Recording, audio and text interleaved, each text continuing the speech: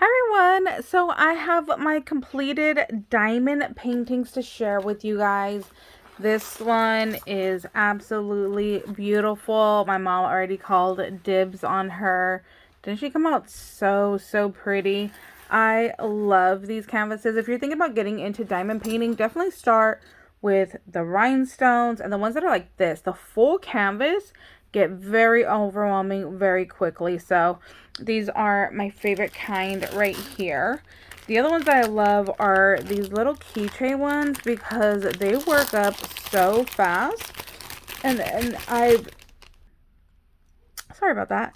I've used these, especially these that don't have a backing, and these I've used for memory decks or to make like ATC cards. It just kind of depends on the size. So these work up really nice into other projects. Now this one, the ladybug, was meant to be yellow and I didn't like that. So I did her in red. I love the little Nomi Homie guy right here. And look, there's a little bumblebee one. So yeah, these are great right here. Or just even to put like in a scrapbook layout, just to add a little bit of bling and cuteness. And then here is the next one. So these are kind of like a thin plastic. You can see these are a little bit flexible here, where these are acrylic. So these are thick. You can see right there, these are thick and these do not bend. If you try to bend it, it will snap. So these are the Harry Potter ones. I got these because we do want to go to Universal Studios next year and they have the little Harry Potter land. So I thought these would be great to go ahead and save and use for some scrapbook layouts. And then it did come with the chain and the keychain there to turn those into your little project. And then here's all the like kits come with those, and I have my set that I have, so I don't even use those. And then this one is Christmas.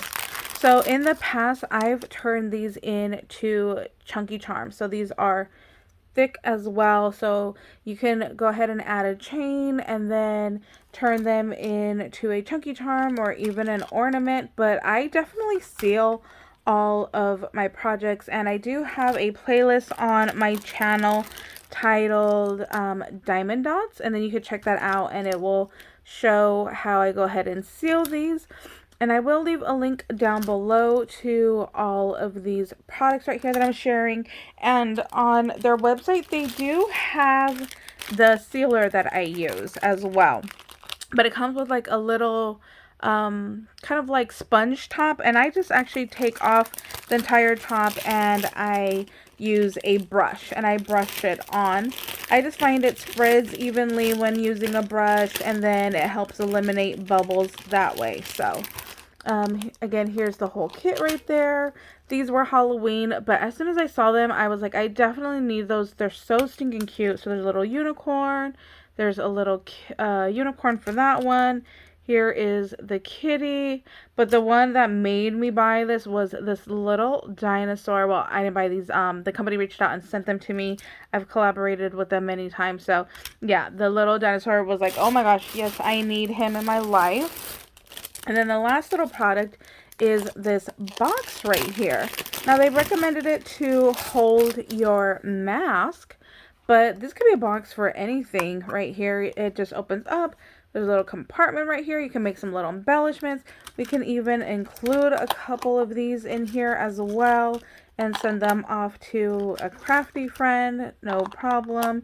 And just go ahead and line all of these in there and then close that up. So you could use it for many different items right there. So I thought this one was really pretty. It came out super pretty.